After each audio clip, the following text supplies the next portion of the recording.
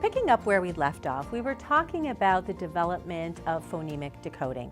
So prior to this stage, we talked about this in our last lecture, it would be considered the pre-alphabetic stage. This is where children are really still relying on visual configuration of words. In the sheep and the jeep example that we showed, can you point to the word in? We weren't asking the child to sound out that word, we were just asking them to recognize it visually. So the child should come to the stage of phonemic decoding, or the 4 to 6-year-old stage, set up for phonemic decoding with those skills pretty well secure. I was just going to say, Beverly, one of the things that's interesting when people suggest that the trajectory for deaf children is similar, or there hasn't been that kind of difference between hearing and deaf children, they get confused because at this pre-alphabetic stage, when it's all visual and you're just looking for words that look the same, there's really nothing that stops a deaf child from looking like a hearing child. They can recognize the things that look the same. And I think that that's a great point, Connie. And I also think that that's where at this next stage, the partial alphabetic stage, this is where we start to see some deaf children kind of veer off. We also see children who are having other struggles with reading veer off at this point too, because we're beginning to have to rely more on that alphabetic knowledge, understanding that relationship, being able to see that a change in the initial consonant of a word is going to change the entire meaning of the word, or the final consonant, or that vowel sound. So they're using this knowledge, that beginning understanding. They often just look at that first letter and it's something that's familiar to them. The story is familiar. Sheep in a jeep is familiar. They look at the J. They know that that word is jeep. They may not be actually sounding it out, but they're starting to use pieces of the phonology, pieces of the alphabetic principle to help them read words. So by the end of this stage of development, by the time children are about 6 years old, they should have the alphabetic principle fully under their belts. It's called the full alphabetic stage. They know all the common letter-sound relationships. They know the short vowel sounds. They apply their phonemic decoding skills, their phonemic awareness skills to blend sounds to form words, as well as segment sounds to spell words. Later on, the next stage of development, which really occurs between 1st and 2nd grade, about the time a child is 8, they are at a stage called consolidated alphabetic. This is where they know all of the phonics, all of the letter-sound relationships that they're going to ever need to know. And from there, we just teach them how to apply it to multisyllabic word reading. So looking for those smaller words within larger words. So interestingly, this skill, while it's really important, it's very critical to reading, it's critical to writing and spelling, it's really only taught for a relatively short period of time. The phase of development is really just over a 2 or 3 year period.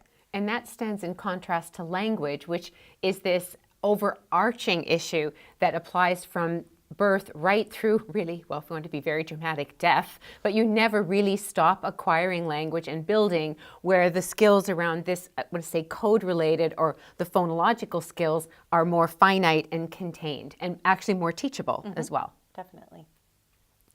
So now to the yin and the yang again. Beverly's spoken to you about some reading. Let's look at what this development looks like in 4 to 6-year-olds with writing.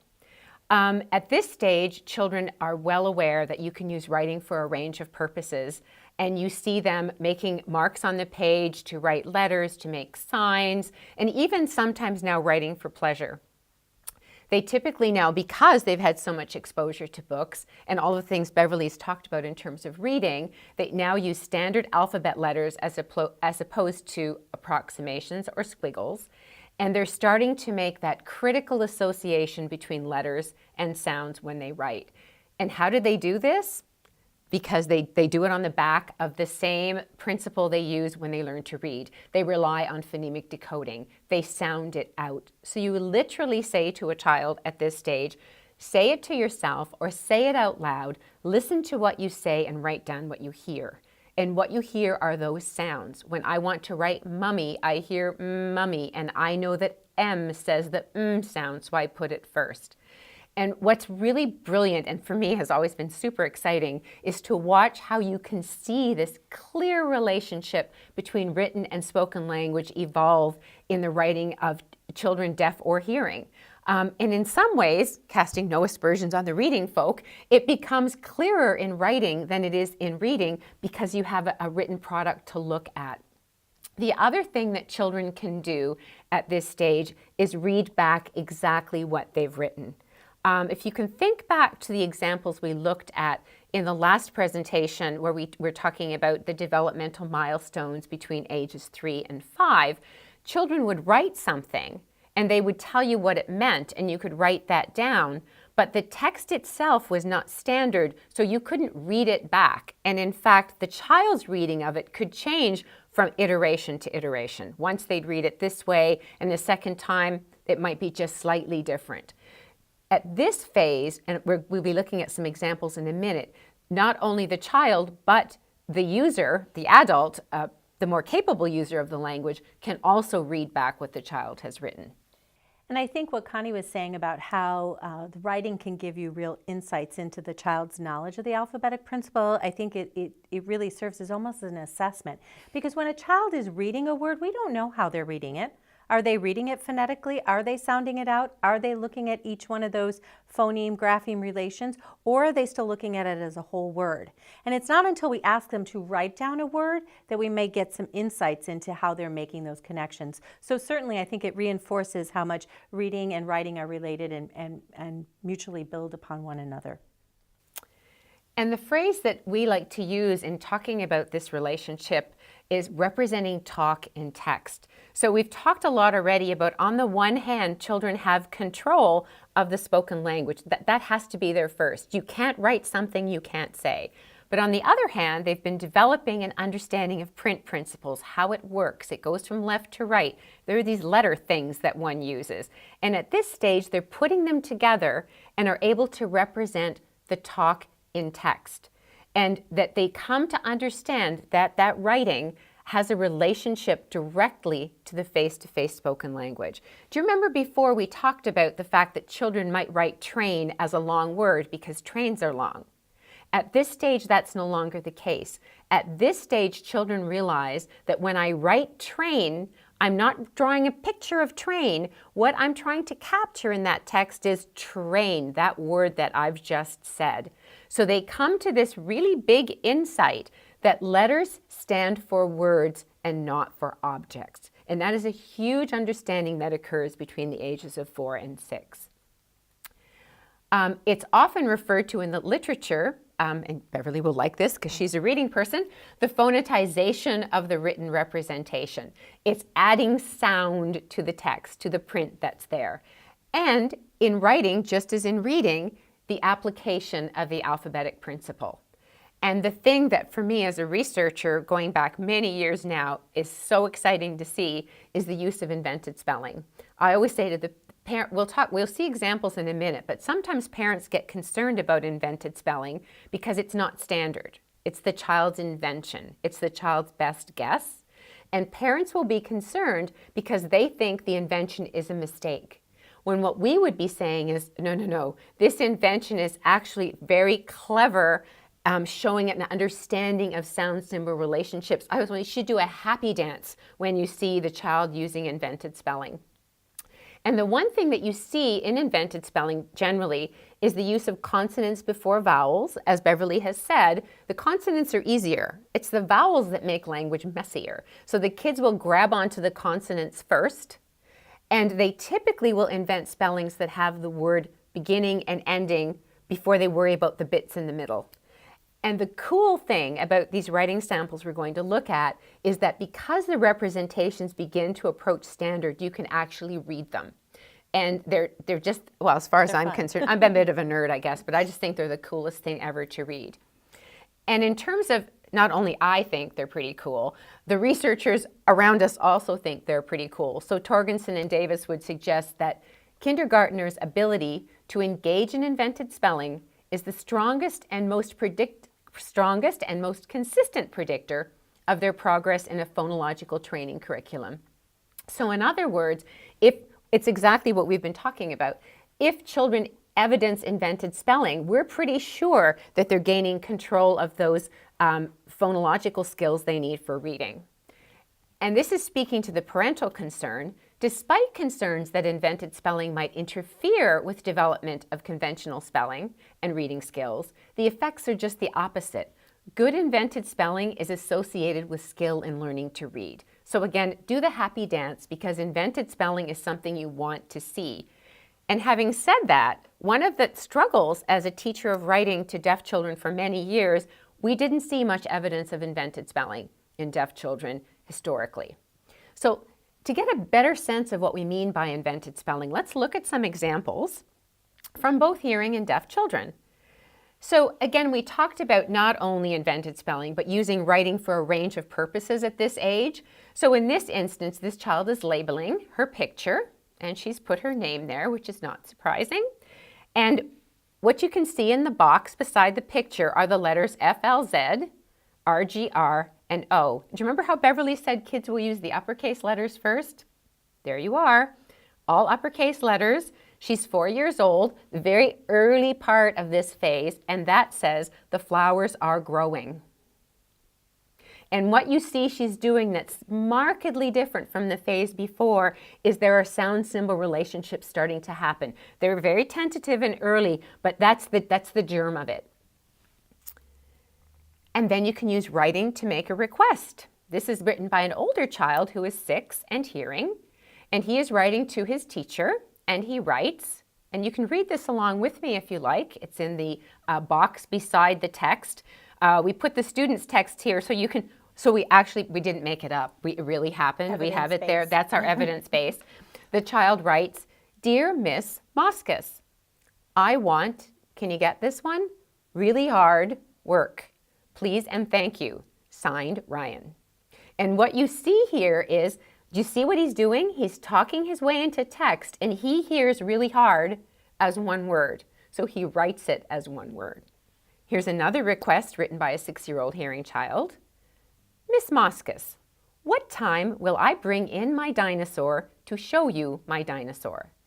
And what's interesting here is, do you see what's happening in terms of, look at the word what.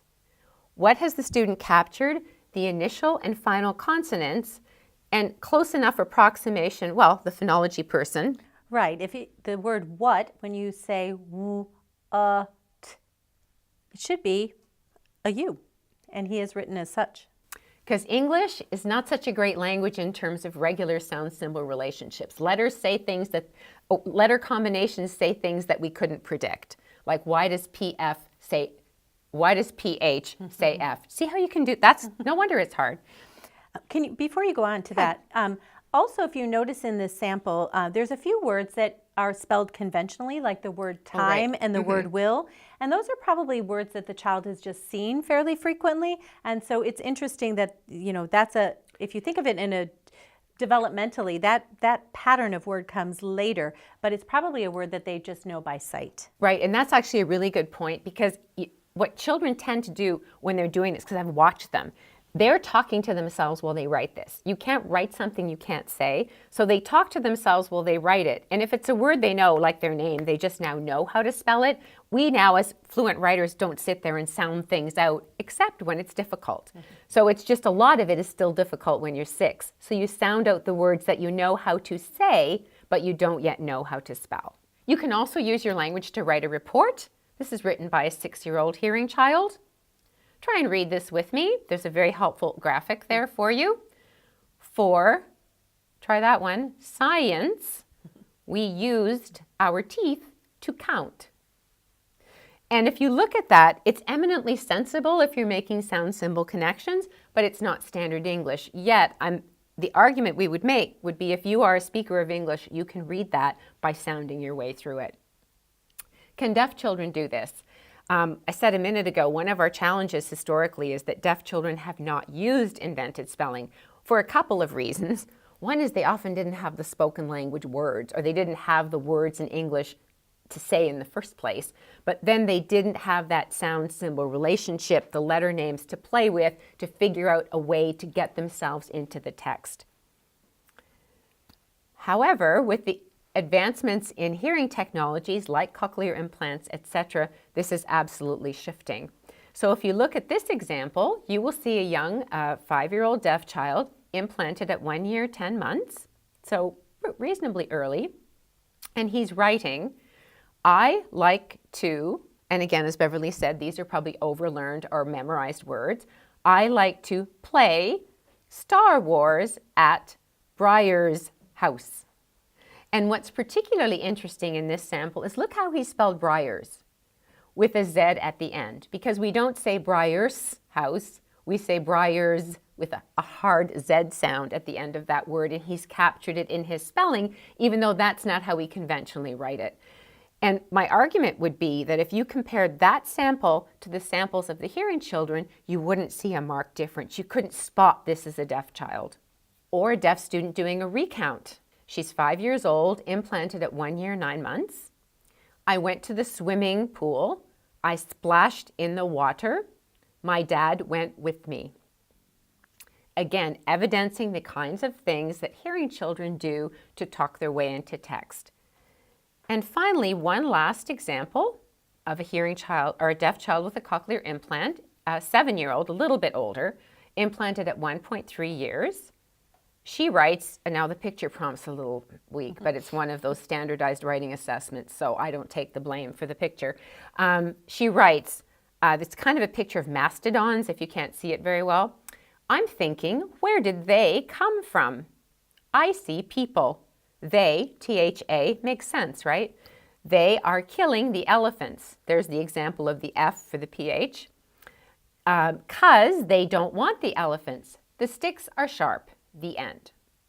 So these children are doing what we never imagined deaf children would do. And we're doing the happy dance.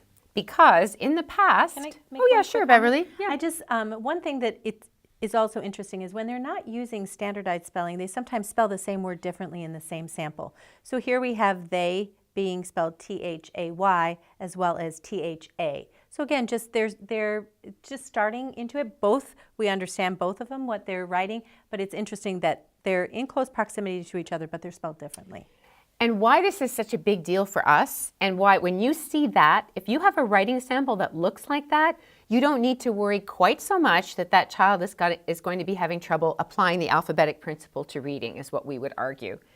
Because we're not so sure deaf kids in the past were well on the way. This is an example from a 7-year-old student. So remember, this is a 7-year-old student too. This is a 7-year-old student without a cochlear implant who's profoundly deaf and using hearing aids. And she wrote, car, dad, man, Matt, and then what's underneath there is the license number. Now, clearly that makes no sense at all, other than this kind of a carness and a dadness to it. But when I asked her what it said, she was able to tell me what it meant. She said, Dad was in the car, Dad was mad at the man, the license was MCY994. The problem here is she's not able to represent the language that she has face-to-face in the text. So she's really handcuffed, not only by her lack of phonological skills, but her lack of English. And so she's kind of up against it. And so she's not really well on the way. And if you're at that point at age 7, it's quite difficult to move your way into age-appropriate literacy development as you move through schooling. So the key points to take away from this lecture are language mediates literacy. It's still the underlying principle. If you can't understand it when it's read to you, you can't read it independently. Similarly, if you can't say something, you won't be able to write it. And that letter knowledge and knowledge of the alphabetic principle is what's used to support the development of these skills in both reading as well as in writing. And the early years are critical. That delays resolved by 5 years of age, then those kids can tend to evidence typical development. In other words, if you've got a 5-year-old, you best get in there in a hurry, because if you can get things sorted by then, you have a shot of moving forward in a way that will take that child to closer to age commensurate outcomes. If unresolved, those kids will likely be identified with a reading disability. They'll continue to struggle in the elementary years, and they're going to have difficulties with word reading, spelling, comprehension, etc., well into high school. So the implications for deaf children are that in the activity of literacy learning, deaf children must master the same fundamental language-related and code-related requisites as their hearing counterparts. Delays and deficits in the language domain must be addressed through early intervention in order to minimize the impact on both early and later literacy learning. So in our next lecture, we'll pick up and we'll talk about what are some of the strategies or practices that adults can use with children to ensure that these skills are developed and children are well on their way to becoming readers and writers.